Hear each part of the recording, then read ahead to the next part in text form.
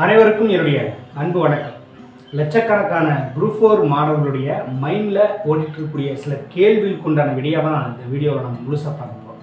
So அதனால் group 4 மாணவர்கள் இந்த வீடியோவை முழுசாக பாருங்கள், ரொம்ப யூஸ்ஃபுல்லாக இருக்கும், உங்களுக்கு ஒரு மோட்டிவேஷனாக இருக்கும்.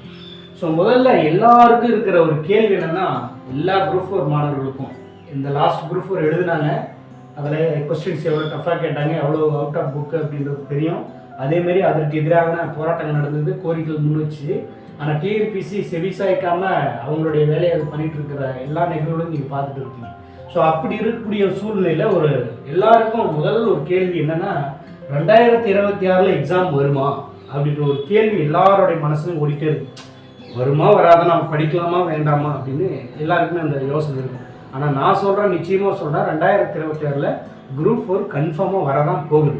அதில் மாற்று கருத்து கிடையாது. சில பேர் உங்களுடைய மைண்டை டைவெர்ட் பண்ணிவிட்டு நீங்கள் படிக்கிற உண்டான வேலையை செய்யாமல் வேறு ஏதோ வேலையை செஞ்சுட்டு இருப்பீங்க, அந்த கேப் விடுறீங்க, அது பின்னாடி கண்டிப்பாக கஷ்டப்படுவீங்க. ஆனால் கண்டிப்பாக குரூப் 4 வரதான் போகுது.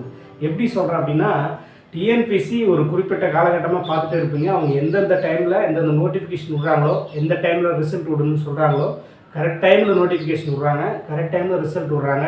சிலபஸ் படி கேட்டாங்க, ஆனால் புக்கை விட்டு வெளியே கேட்டிருக்காங்க. ஸோ இதுதான் சிந்திக்க வேண்டிய விஷயம். ஆனால் சிலபஸ் படி கேட்டுட்டாங்க. அதில் என்னென்னா 10ஆம் வகுப்பு தரம் அப்படின்னு கொடுத்துருந்தாங்க, நான் அதன்படி கேட்கல. ஸோ அதுக்கு அவங்க சில விளக்கங்கள் சொல்கிறாங்க. ஆனால் அவங்க சொன்ன டைமில் சொன்ன டேட்டில் எக்ஸாம் வந்து நடத்திட்டே வராங்க, ரிசல்ட் விட்டுகிட்டே இருக்காங்க.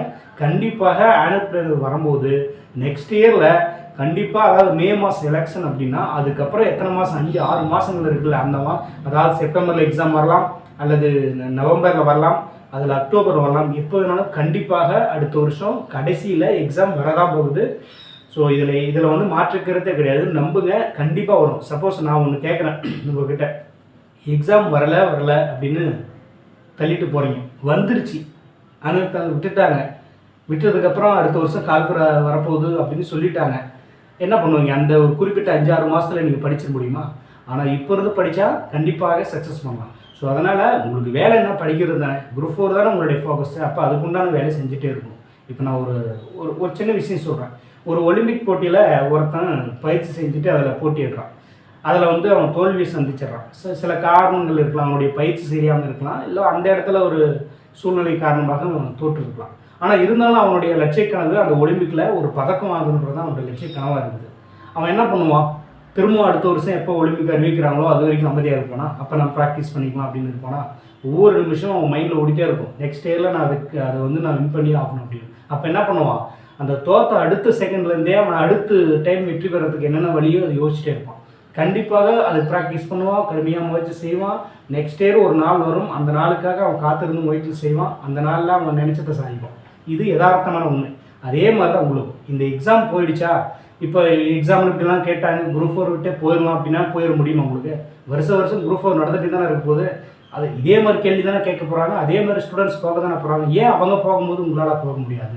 இப்போ ஃபார் எக்ஸாம்பிள் என்னென்னா, 200 கேள்வியில் கண்டிப்பாக தமிழில் ஒரு 50 கொஸ்டின்ஸ் தான் புக்கில் இருந்து வந்துச்சு. இப்போ ஜிகேவில் ஒரு 50 வந்துச்சுன்னு வச்சுக்கோங்க. ஸோ டோட்டலாக வந்து ஒரு 100லேருந்து ஒரு 130 கொஸ்டின்ஸ் தான் வந்து நம்ம புக்கில் இருந்து வந்ததுன்னு வச்சுக்கோங்க.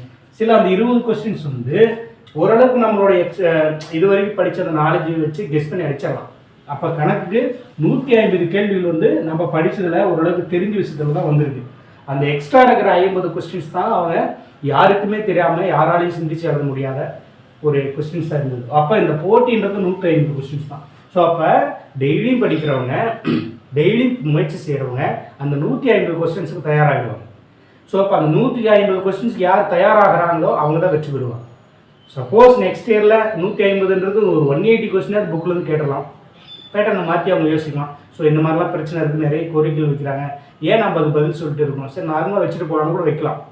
ஆனால் இருந்தாலும் அப்போ அந்த நார்மலாக சிலபஸ் படி ஸ்கூல் புக்ஸை எக்ஸ்ட்ரா நோட்ஸை படிச்சுட்டு போகிறவங்க அந்த 150க்கு தயாராகிறவங்க தான் கண்டிப்பாக சக்ஸஸ் பண்ணுவாங்க. ஸோ அதனால் கண்டிப்பாக எக்ஸாம் வரதான் போகுது. இதே மாதிரி டஃப்பாக கேட்டாலும் எழுதி யாரோ ஒருத்தர் பாஸ் பண்ணிட்டு போயிட்டே தான் இருக்க போகிறாங்க. அது ஏன் யாரோ ஒருத்தர் அது நீங்களாக இருக்கக்கூடாது அப்படின்றத யோசிங்க. உங்களால் அந்த 150க்கு ரெடியாக முடியாதா?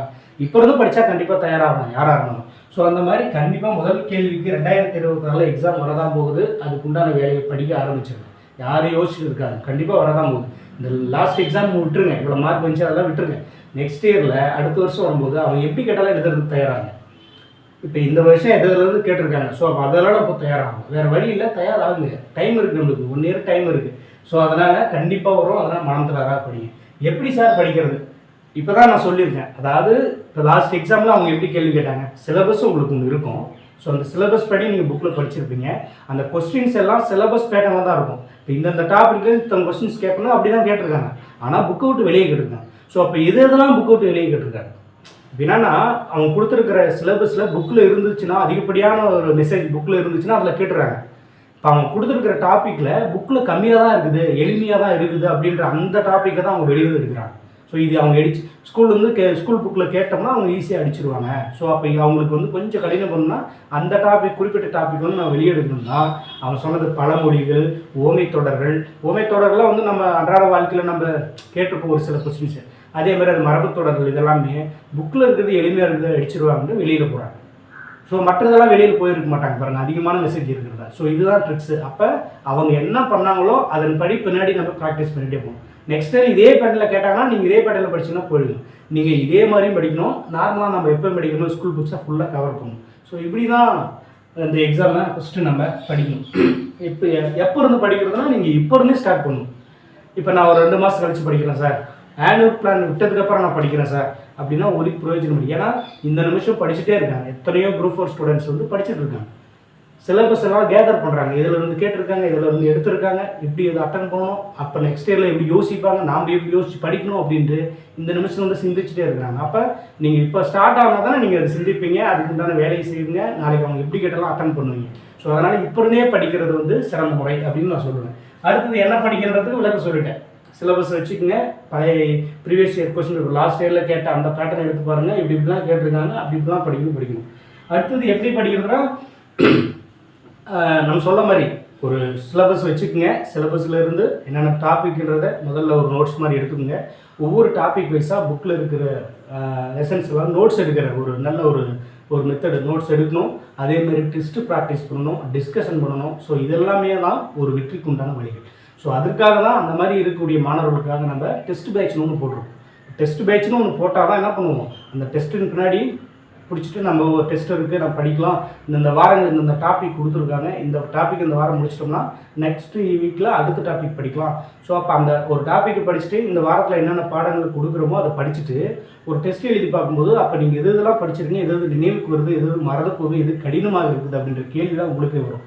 ஸோ அப்போ அடுத்தடுத்த தேர்வில் ஒரு கொஞ்சம் டிஃப்ரெண்ட்டாக யோசிச்சு படித்து ஒரு நல்ல மதிப்பெண்கள் எடுப்பீங்க. அடுத்த வருஷம் எக்ஸாம் வரப்போகுது. ஸோ அதனால் டெஸ்ட்டு ப்ராக்டிஸ் ரொம்ப முக்கியம். அதனால தான் இப்போதே நம்ம உங்களுக்கு பயிற்சி கொடுக்குறதுக்காக தான் நம்ம ஃப்ரீயாக டெஸ்ட்டு போட்டிருக்கோம். ஸோ அந்த டெஸ்ட்டு உங்களுக்கு வேணும் அப்படின்னா நான் ஜாயின் பண்ணுறேன் சார், விருப்பம் இருக்குது, நான் அதை பின்பற்றி படிக்கிறேன் அப்படின்ற மாணவர்கள் டிஸ்கிரிப்ஷனில் அந்த டெஸ்ட்டினுடைய ஷெடியூல் கொடுத்துருக்கேன். அது ஷெடியூல்ஸை ஃபுல்லாக ரீட் பண்ணிவிட்டு விருப்பம் இருக்கிறவங்க ஜாயின் பண்ணிக்கோங்க, தொடர்ச்சியாக படிங்க.